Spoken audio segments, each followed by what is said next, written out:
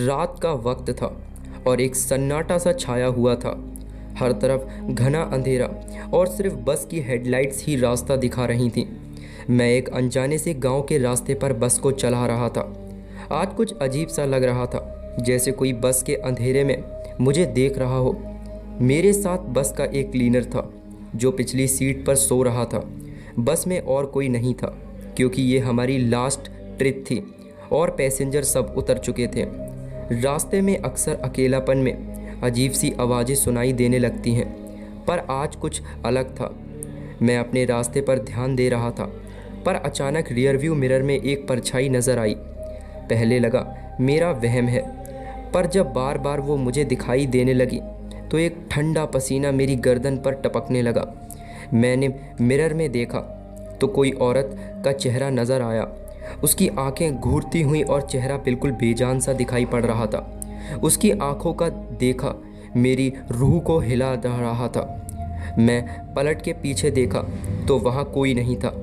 मुझे लगा शायद थकान की वजह से मेरा दिमाग मजाक कर रहा होगा।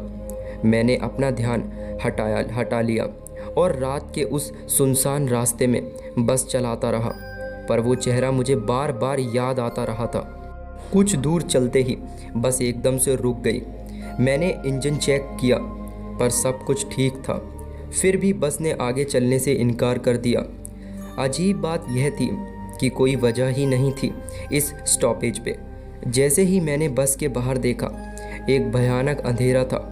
सिर्फ जंगल के पेड़ और उनके पीछे छुपी हुई कोई शायद हम पर नज़र रखे हुए थे। मुझे डर लग रहा था पर कुछ कर भी नहीं पा रहा था।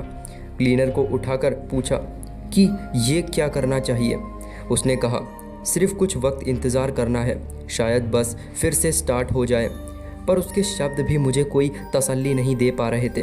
रात और भी गहरी होती जा रही थी और हम दोनों उस बस में फंस चुके थे। तभी एक औरत का हिलता हुआ चेहरा मेरे दिमाग में आने लगा। वो शायद वही थी जो कुछ देर पहले मिरर में दिखाई दी थी। अचानक से एक औरत की चीख बस के अंदर सुनाई देने लगी। मैंने क्लीनर से पूछा कि क्या उसने सुना, पर उसने कहा मैंने कुछ नहीं सुना। मेरा दिल ज़ोरों से धड़कने लगा, जैसे कोई बड़ी मुसीबत हमारे करीब आ रही हो। मैंने उतरकर बस के आसपास देखा, पर वहाँ कोई नहीं था। जब वापस बस में आया तो वो औरत सामने खड़ी दिखाई दी। उसके कपड़े गंदे और फटे हुए थे और वो चुपचाप मुझे घुर्रा कर देख रही थी। मैंने अपनी जगह जमा ली। उसके चेहरे पर एक अजीब सी हंसी थी जो मेरी रूह को थका देने के लिए काफ़ी थी। फिर उसने धीरे से कहा, तुम यहाँ से कभी वापस नहीं जा पाओगे। उसके शब्द मेरे कानों में गूंज रहे थे। वो धीरे धीरे मेरे करीब आने लगी और मैं पीछे हटाने लगा, पर बस के अंदर एस्केप का कोई रास्ता ही नहीं था जहाँ से मैं भाग पाता। मुझे लगा मेरा अंत यहीं पर होगा और ये औरत मुझे ले जाने आई है। क्लीनर एक कॉर्नर में बैठा हुआ था, पर वो भी हिल नहीं पा रहा था, जैसे वो भी इस चीज़ को महसूस कर पा रहा हो, कुछ कर नहीं पा रहा हो। उसका चेहरा पीला सा पड़ चुका था, जैसे उसका खून सूख चुका हो। तभी वो औरत एकदम से गायब हो गई। मैं और क्लीनर सांस लेने लगे, पर हमें कुछ अलग से महसूस नहीं हुआ, जैसे वो अब भी कहीं पास में ही हो। वो सच में गई थी या सिर्फ हमारा दिमाग का खेल था, ये समझ नहीं आया।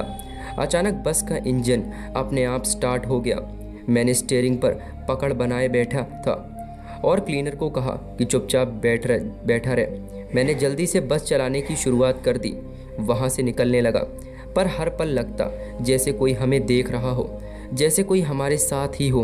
वो औरत की आवाज़ अब मुझे और भी भयानक लग रही थी और मेरे कानों में गूंज रही थी, तुम यहाँ से कभी नहीं वापस जा पाओगे।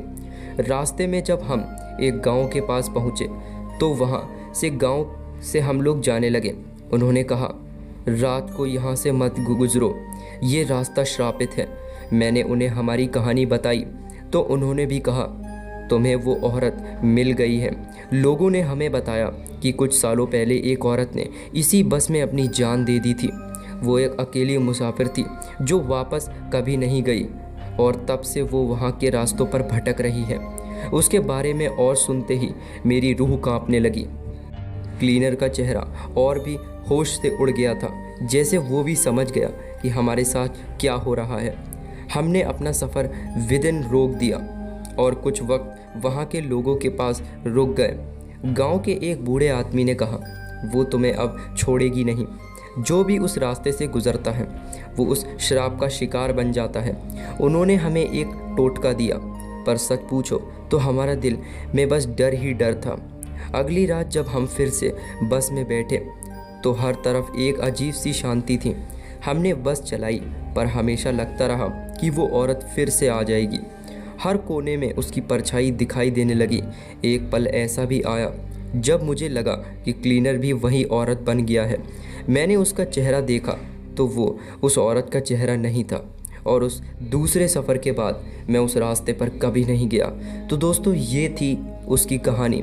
हमें आशा है आपको पसंद आई होगी। दोस्तों आज की कहानी आपको कैसी लगी आप लोग कमेंट सेक्शन में ज़रूर बताइएगा।